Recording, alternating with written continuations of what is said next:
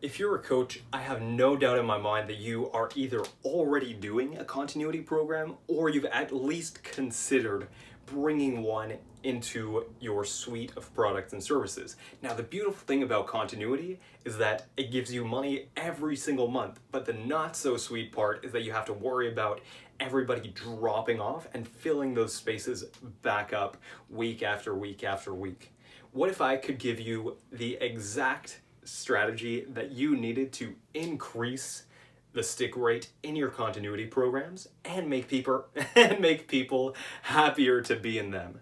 Welcome back to the Bonaventure MS Digital Marketing Show. My name's Jonathan, and today I want to talk to you about continuity programs, how you can increase your stick rate. Okay? So I was perusing the internet, as I do, and I was really just looking for marketing stuff, right?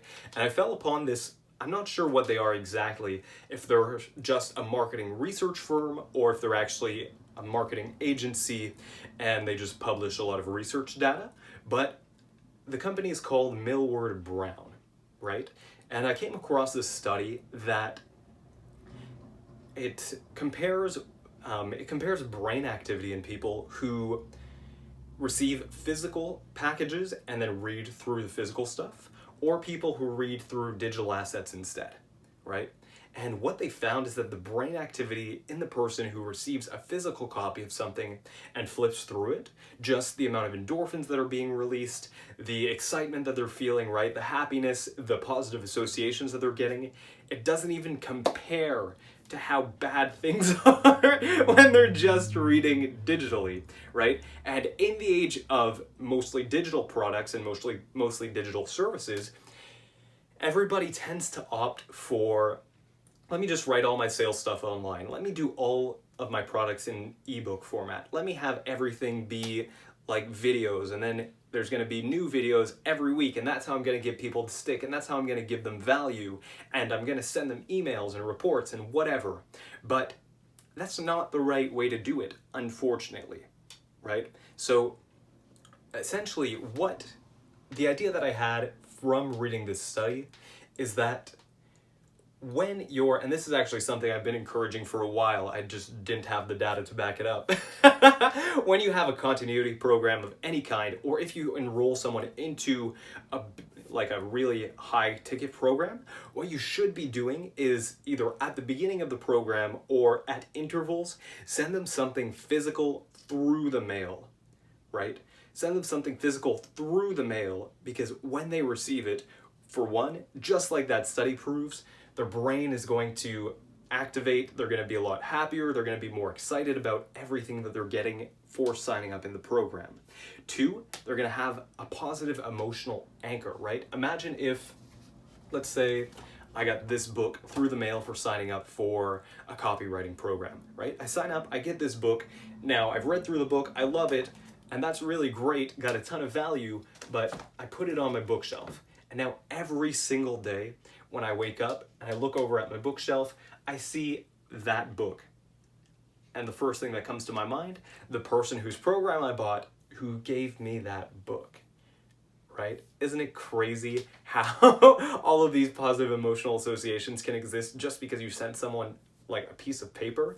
So what you can do in your own business, whether it's with your high ticket stuff or with your continuity stuff, is to include, you can send someone like a flash drive with some videos and stuff on it, or you can send someone an actual physical newsletter every month, maybe multiple throughout the month, and that's going to get them in a place where they're feeling a lot better about their investment. And so when I read this study, I actually started researching in the marketing community to see if other people had figured this out. It's a pretty old study, right? So I figured that other people had already tested it, and I came across this guy, Doberman Dan. He's a copywriter, and I read a story that he told where he was in I think it's fitness supplements or some kind of fitness related thing, where he was selling continuity. And he said that when he started his program, he had just a 1 month retention rate, which means someone would go into his program, by the end of the month, they'd be out of the program. And so every person was just worth that $49 or whatever it was, right? Which not optimal at all, especially in an industry where the average is 2 months. So he was at 0.5 industry average. But he had read this study when it had just came out, so I guess like 2015, 2016-ish. And what he found was when he implemented the physical newsletter mailing to all of the people in his continuity, he got 4 times that retention rate. So he brought his retention rate from 1 month on average up to 4 months on average, effectively 4xing the value of a single customer, minus the shipping fees and minus the printing of the newsletter, but you get my point. So, sorry.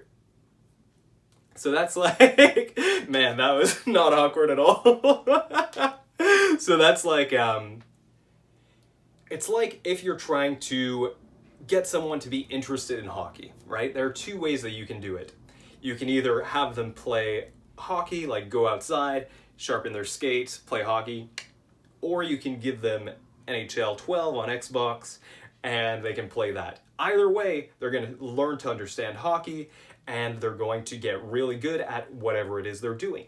However, if someone's playing just hockey on the Xbox, what's going to happen is that they're going to essentially like numb themselves, right? Because it's not super stimulating. You get the goal, you're like, yay, I beat the computer again, doing the exact same move for the 50th time. And that's the joy. And within a very short period of time, unless they're playing with their friends all the time, they're going to be like, this game's boring, toss it aside, go back to NFL.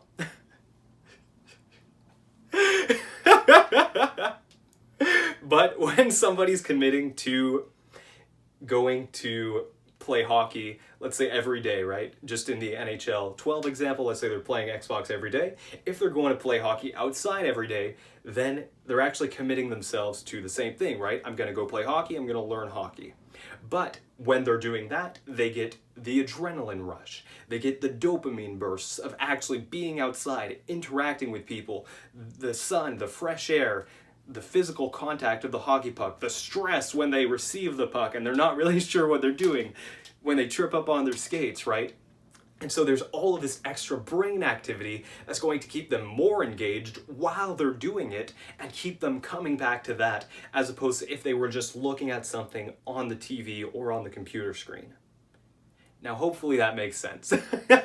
So really, if you want to increase the value of your high-ticket programs or your continuities, and you want to increase the stick rate or the retention rate of the people coming into your programs, just mail them something physical, whether that be a workbook, a newsletter, a flash drive, however you want to do it, and you'll see without a doubt that the stick rate, the retention rate, the value that the customer is getting from it is going to go up. So on that, I'm going to leave you. If you have any questions at all, feel free to leave them in the comments. Let me know. I'd be more than glad to help. Have an amazing day, and I'll talk to you tomorrow.